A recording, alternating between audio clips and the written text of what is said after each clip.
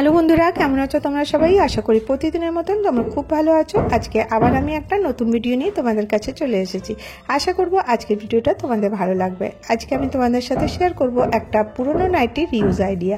তো দেখো, এই নাইটিটা অনেকটা পুরনো হয়ে গেছে, তো এটা দিয়ে আমি একটা দারুণ জিনিস বানিয়ে নিচ্ছি। উপরে পাটটা আমি কেটে নিলাম। তো দেখো, প্রত্যেকের নাইটির সাইজ কিন্তু ডিফারেন্ট থাকে, তোমরা তোমাদের হিসাব মতন সাইজের কিন্তু বানাতে পারো। আর আমার যে মেজারমেন্টটা আসছে, এখান থেকে 22 ইঞ্চি আসছে, আর এখান থেকে আমি 26 ইঞ্চি নেব। তো দেখো, উপর থেকে 22 ইঞ্চি যতটা বড় পেলাম আমি নিয়ে নিলাম, কারণ নিচের দিকটা দেখো আমাকে সমান পিস করতে হবে। এর মেজারমেন্ট তোমরা তোমাদের হিসাবে নাইটির হিসাবে নিতে পারো, শুধুমাত্র আমাকে একটা রেক্ট্যাঙ্গেল পিস চাই। তো দেখো, আমি কেটে নিয়েছি, কিন্তু এখান থেকে ছোট বড় আছে, তো আমাকে এই সাইজটাকে একদম সোজা করে নিতে হবে। তো দেখো, আমি এখান থেকে সোজা করে নেব, যাতে একটা এরকম পিস আমি পেয়ে যাই। আশা করি তোমরা বুঝতে পারছো, দুটো পিস আমি পেয়ে গেলাম দুটো পার্ট দিয়ে। এরপরে আমাকে আরও দুটো পার্ট চাই, সেটা আমি ইউজ করব এখানে পুরনো চাদরে। তোমাদের কাছে পুরনো চাদর বা শাড়ির টুকরো যেটা থাকবে তোমরা ইউজ করতে পারো, কারণ এই চাদরের টুকরোটা কটনের, সেই জন্য আমি এটা ইউজ করে নিলাম। এটাও ঠিক সেই মেজারমেন্টেরই আমি কেটে নিয়েছি। যত আমার হয়েছে 22 ইঞ্চি বাই 26 ইঞ্চি, এখানেরটাও আছে 22 ইঞ্চি বাই 26 ইঞ্চি। এরপরে আমি একটা চালের বোড়া নিয়ে নিয়েছি। তো দেখো, এরকমের বোড়া আমরা চালটা আনলে বাড়িতে থাকে, এগুলোকে আমরা সত্যিই এতদিন কি করতাম, ফেলে দিতাম। কিন্তু এগুলোর যে এত ভালো রিউজ করা যায়, তোমরা না দেখলে বিশ্বাস করবে না। তো দেখো, আমি এই বোড়াটার মেজারমেন্টেরই করছি। বোড়াটা যত বড় আছে আমি অত বড়টাই করব। প্রথমে দেখো আমি কেটে নিলাম, দিয়ে দেখো আমি এই কাপড়টার উপরে বসিয়ে দেখছি।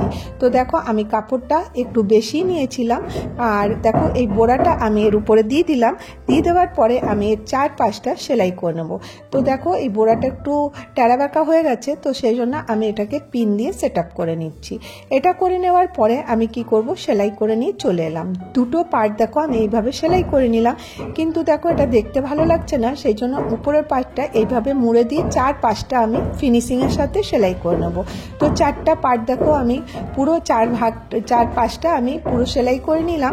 এরপরে দুটোকে একে অপরের উপর রেখে দেবো। দেখো, রেখে দেওয়ার পরে আমি এখানে আরেকটা মেজারমেন্ট নিয়ে নেবো। প্রথমে সোজা করে দুটো একে উপরে উপর রাখবো। তারপরে দেখো, আমি 4x4 আমি একটা বক্স তৈরি করে দেবো। এখানে 4x4 একটা বক্স তৈরি করব, অপর পাশেও কিন্তু 4x4 একটা বক্স রেডি করে দেবো। আজকে আমি তোমাদের থেকে ক্ষমা চাইবো, বাইরে অনেকটা আওয়াজ হচ্ছে, সেই জন্য আমার আওয়াজ দিতে একটু অসুবিধা হচ্ছে, তোমরা একটু মানিয়ে গুছিয়ে দেখে নিও। তো দেখো, এইভাবে 4x4 বক্স এখানে দিলাম, আর 4x4 বক্স আমি অপর পাশটাতেও দিয়ে দেবো। আর আমি মেজারমেন্টগুলো স্ক্রিনে দিয়ে দেবো, যাতে তোমাদের বুঝতে সুবিধা হয়। তো দেখো, এইভাবে আমি দুটো বক্স রেডি করে দিলাম। তো দুটোকে একভাবে রেখেই আমি এর উপর থেকে কাট দেবো, তাহলে দুটো কাপড়ই একসাথে কিন্তু কেটে যাচ্ছে। তো নিচের পাটটাও কেটে যাচ্ছে, উপরের পাটটাও কেটে যাচ্ছে। তো এইভাবে দেখো আমি কেটে দিচ্ছি। আর তারপরে দেখো, এই দুটো কেটে দেওয়ার পরে আমার দুটো পার্ট দেখো আমি তোমাদেরকে খুলে দেখিয়ে দেবো। দুটোতেই দেখো একসাথে আমি কেটে নিলাম, এই দেখো এই দুটো।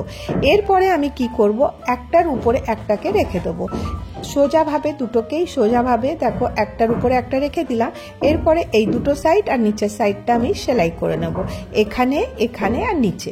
তো সেলাই করে নেব। দুটো কিন্তু একে নাপের হওয়ার জন্য দুটো একদম সুন্দর করে বসে গেছে, আর এর ফিনিশিংও কিন্তু খুব ভালো হবে।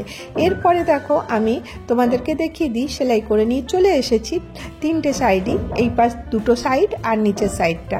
এরপরে ফাঁকা অংশটাতে আমাকে কি করতে হবে তোমাদেরকে বলে দিই।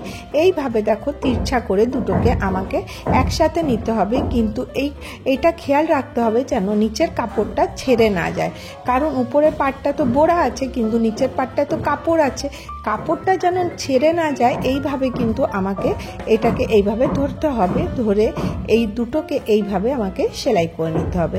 তো দেখো কিভাবে আমি তোমাদেরকে দেখিয়ে দিচ্ছি। এইভাবে ধরবে, ধরে দুটোকে একসাথে নিয়ে মেশিনে বা হাতে সেলাই করে নিতে পারো। তো দেখো, আমি এইভাবে ভালো করে ধরতে হবে, কারণ কাপড় পিছলে বেরিয়ে যাবে। সেই জন্য যখনই করবে দেখবে নিচেরটা সেলাই হয়ে গেছে আর ভেতরেরটা সেলাই হচ্ছে না, সেই জন্য দুটোকে খুব সুন্দর করে টাইট করে ধরে তারপরে সেলাই করতে হবে। এই দেখো, এইভাবে আমি দুটো দিককে আমি সেলাই করে দিলাম, এই পাশেও করে দিলাম, ওই পাশটাও করে দিলাম। তো এইটা আমার রেডি হয়ে গেল। এরপরে এটাকে আমি রেখে দেবো, এরপরে অন্য যে কাজগুলো আছে সেইগুলো করব। এরপরে দেখো, এর বেল্ট বানাবার জন্য তোমরা এই ম্যাক্সির কাপড় দিয়ে বানাতে পারো, কিন্তু আজকে আমি যত ফেলে দেওয়া জিনিস আছে সেটাই ইউজ করছি। তো দেখো এই চালের ব্যাগ যে আনি না, তার মধ্যে দেখবে এরকম বেল্ট থাকে আর খুব মজবুত হয় বেল্টগুলো।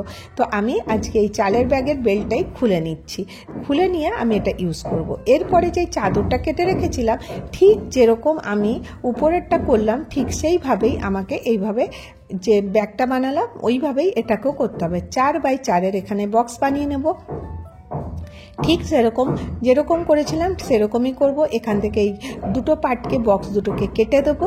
আর দেখো এইভাবে আমি দুটো দিকেরই বক্সকে কেটে নিচ্ছি। এই দেখো এইভাবে কেটে নেওয়ার পরে যেমন সেলাই করেছিলাম দুপাশটা সাইডটা আর নিচটা যে সেলাই করেছিলাম ওটা করে এই যে কাটা অংশটাকে আমি এইভাবে তিরছাভাবে সেলাই করে দেবো। এবার আমার সম্পূর্ণ হয়ে গেল। এরপরে দেখো এই ব্যাগটা নিয়ে চলে এসেছি, আগেই দেখালাম এটা তো আমার রেডি হয়ে গেছে। এটা কিন্তু খুব বিশাল বড় ব্যাগ তৈরি হয়েছে, আর এটা আমরা মাল্টিপারপাস ইউজ করতে পারবো। তো প্রথমে আমি এর ফিতাটা যেটা বেল্টটা আছে এটা লাগাবার দেখিয়ে দিই। এটাকে দেখো ভেতর করে আমাকে সেলাই করে নিতে হবে, যেখানে তোমাদেরকে দেখাচ্ছি আঙুল দিয়ে ঠিক সেই জায়গাতে এখানে আর এখানে এইভাবে সেলাই করব। অপর পাশটা তো এই দুটো বেল্ট আমি এইভাবে লাগিয়ে দিয়েছি। তো আশা করি তোমরা এতক্ষণ বুঝতে পারলে। এরপরে দেখো আমি যে কাপড়টা রেডি করে রেখেছিলাম ওটা উল্টো করে যে চাদরের কাপড়টা, ওটার যে কোনা ভাগটা ছিল যেখানে সেলাই পড়েছিল ওটাকে দিয়ে আমি 4-5টা সেলাই করে দেবো। যেমন এই ব্যাগটা সেলাই করেছি, শুধুমাত্র একটু অংশ খোলা রাখবো। তো দেখো পুরো 4-5টা আমি সেলাই করে দিয়েছি আর একটু অংশ খোলা রেখেছি। কেন বলো তো? এটা দিয়ে ব্যাগটা যাতে আমি পাল্টি করতে পারি, কারণ এটা উল্টো আছে। তো এটাকে পাল্টি করার জন্যই আমি এইভাবে রেখেছি। তো এইভাবে যখন তোমরা দেখবে এরকম আস্তে আস্তে করে পুরো ব্যাগটা কিন্তু পাল্টি হয়ে যাবে। তারপরে তাহলে কি হবে, কারণ এর প্লাস্টিকটা যেটা আমরা বোড়া ইউজ করেছি সেটা আর দেখাবে না। আর দেখো এই বোড়াটা দেওয়ার জন্য ব্যাগটা মজবুত হয়ে গেল। আর দেখো আর দেখতেও খারাপ লাগবে না। আর যত সুন্দর কাপড় হবে তোমাদের ব্যাগ কিন্তু ততই সুন্দর হবে।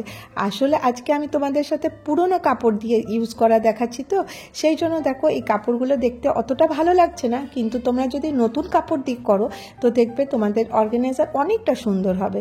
তো যাই হোক, কারণ ফেলে দেওয়ার জিনিস, যে নাইটি আমরা পুরনো হলে হাত পোছা পা পোছা করে ওগুলো ফেলে দিই, তো সেটা দিয়ে আজকে আমি তোমাদেরকে এই অর্গানাইজারটা বানানো দেখালাম।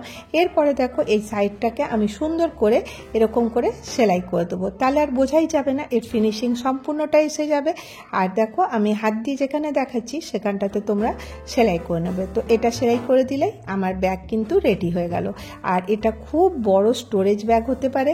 তোমরা এটা মাল্টিপারপাস ইউজ করতে পারো, তোমরা ওয়ার্ডরোবেও রাখতে পারো, বা তোমরা এর মধ্যে অনেক কাপড় চোপড় রেখে তোমরা কিন্তু ডিবানে রাখতে পারো। তো দেখো কত বড় ব্যাগ হয়েছে, আর সত্যি বলছি ব্যাগটা প্রচুর মজবুত। তোমরা মাল্টিপারপাস ইউজের যদি রাখো তো দেখবে খুব ভালো হবে। আমি কিভাবে ইউজ করছি চলো তোমাদের সাথে শেয়ার করে নিই। তো দেখো এই ব্যাগটা নিয়ে চলে যাই। এখানে আমি নিয়ে এসেছি, এর মধ্যে প্রচুর কাপড় ঢুকিয়ে দিয়েছি, অনেক কাপড় কিন্তু আমার এখানে এসে গেছে। তার সত্ত্বেও দেখো এর ভেতরে অনেকটা জায়গা আছে। তোমরা এটাতে বাচ্চাদের খেলনা রাখতেও ইউজ করতে পারো, নানান রকম কাজে তোমরা ইউজ করতে পারো। দেখো এটাতে অনেকটা জায়গা আছে, কারণ এর মধ্যে অনেক কাপড় কিন্তু আমি রেখেছি। আর এটা তোমরা কিভাবে ইউজ করবে তোমাদের উপর ডিপেন্ড করে। এটা আমি দেখো আমার ওয়ালড্রপে রেখে দেবো, যখন দরকার হবে এটা টেনে বার করব। আশা করি আজকের ভিডিওটা তোমাদের ভালো লেগে থাকবে। যদি তোমাদের ভালো লেগে থাকে তাহলে একটা করে লাইক করে দিও, আর যদি অনেক ভালো লাগে তোমরা যদি আমার চ্যানেলে প্রথম এসে থাকো চ্যানেলটাকে সাবস্ক্রাইব করে নিও। আবার দেখা হবে নেক্সট ভিডিওতে।